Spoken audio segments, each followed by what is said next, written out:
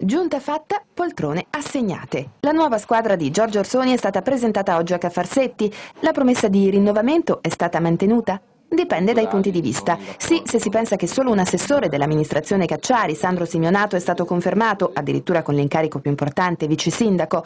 Non troppo invece se si prova a scorrere i nomi degli altri assessori, tra cui molti hanno già ricoperto ruoli istituzionali. Mi sembra che tutto sommato ci sia un forte rinnovamento rispetto alla precedente gestione, c'è l'inserimento di persone assolutamente nuove che provengono anche dalla cosiddetta società civile, dall'università, dall'imprenditoria, e quindi penso che sia un buon segno di rinnovamento.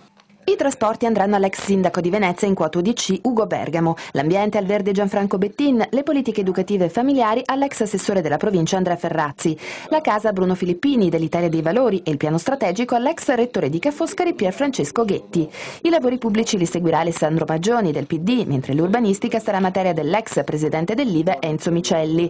Roberto Pancera, altro UDC, avrà il turismo e Antonio Paruzzolo, amministratore delegato della Tetis, le attività produttive e l'artigianato. Per le donne solo 2 assessorati, la città metropolitana e le attività culturali a Tiziana Agostini e il commercio a Carla Rei. Questo me ne dispiace molto, l'ho detto, ma francamente ho fatto tutti gli sforzi possibili per averne molte. Niente pro sindaco di Mestre, una figura, ha detto Orsoni, che non convince in terraferma. Insomma, piaccia o non piaccia, dopo 2 settimane questa è la rosa dei prescelti. Il primo consiglio comunale è fissato per il 26 aprile e la prima giunta si riunirà un po' prima.